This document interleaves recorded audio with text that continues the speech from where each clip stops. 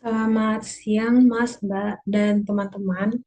Perkenalkan, nama saya Epi Panyarenta.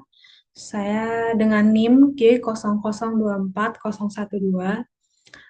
Saya berasal dari kelompok B4 ataupun SGD 14. Pada hari ini saya akan mempresentasikan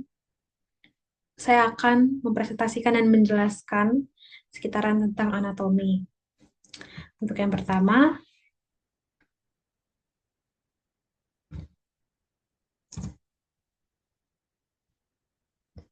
ada sebuah kasus. Daniel adalah seorang siswa SMP. Ia sempat tertusuk paku saat bermain di lapangan dan hanya membilas dengan air mengalir. Setelah itu, dia mengaku sulit menggerakkan rahangnya dan terasa kaku, tak bisa membuka mulut. Jadi, untuk yang pertama adalah saya akan menjelaskan tentang anatomi mandibula dan fungsinya secara lengkap.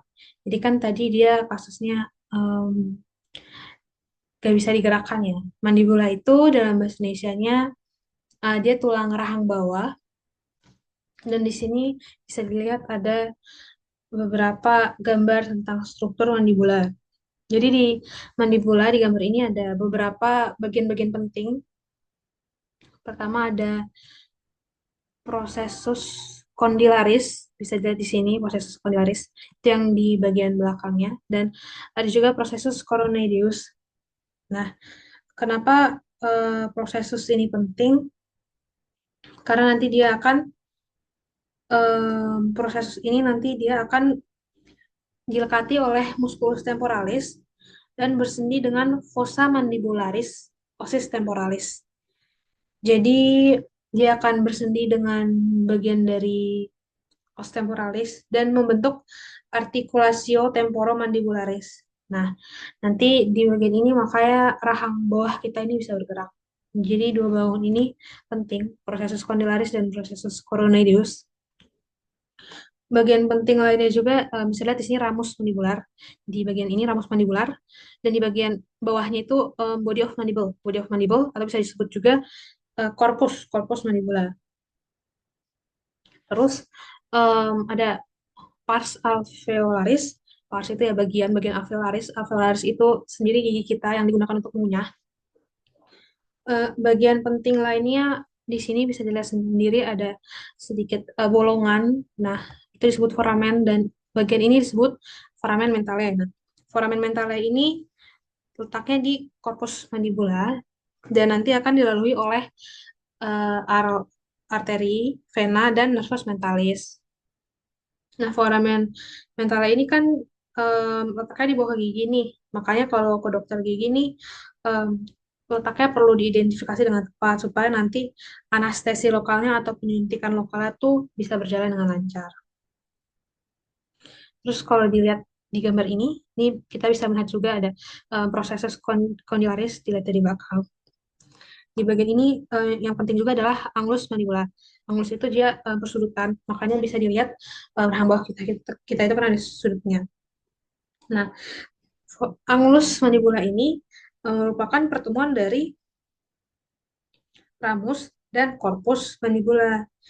Nah, dari masing-masing sisi. Nah, nanti di anglus mandibula ini akan melekat ligamen yang bernama ligamen stylomandibulare. Di sini juga ada foramen lagi, yaitu lubang, namanya foramen mandibulae.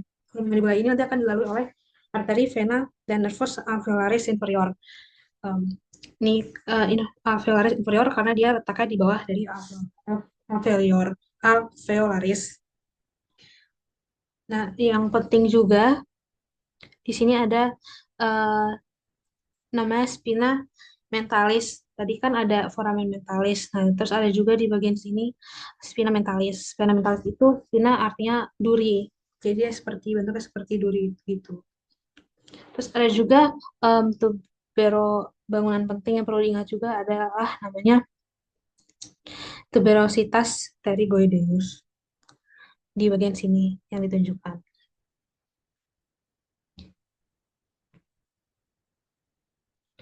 Untuk berikutnya adalah jelaskan penyusun musculus masticatores. Nah, musculus masticatores itu Seperti yang tadi, muskulus itu kan otot artinya. Nah, musculus masticatoris ini adalah otot yang bekerja pada saat mengunyah. Jadi itu tuh ada empat,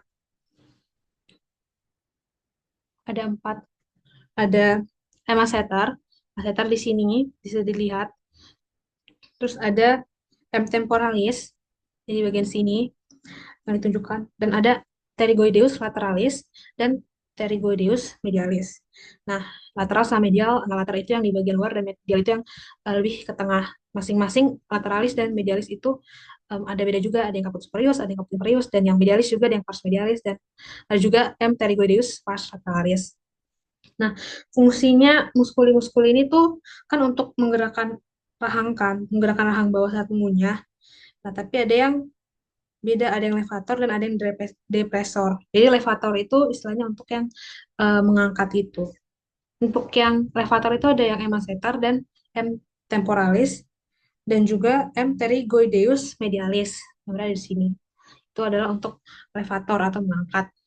Terus kalau yang satu lagi namanya M pterygoideus lateralis. Nah, kalau M pterygoideus lateralis itu gunanya untuk yang depresor mandibula. Jadi dia beda sendiri. Pantai untuk mengangkat ini yang gerakan ke bawah. Ini gambarannya juga jika dilihat dari belakang itu ada di sini. Kalau bisa kelihatan lagi di sini M pterygoideus lateralis dan M di depan. Jadi ini yang kelihatan dari belakang itu yang pterygoideus lateralis dan medialis. Nah, untuk yang depresor itu tadi yang lateralis bisa dilihat beda arah, yang lateralis arahnya ke bawah, yang medialis itu seperti kayak ke atas. Terus ada beberapa muskulus lain seperti muskulus mylohyoideus, ada juga geniohyoideus dan beberapa lainnya juga, tapi itu tidak termasuk dalam musculus masticatores. Jadi yang musculus masticatores itu cuma yang empat tadi doang. Nah, untuk di bagian rahang bawah atau mandibula ini, jadi inervasinya adalah oleh nervus trigeminus atau nervus 5.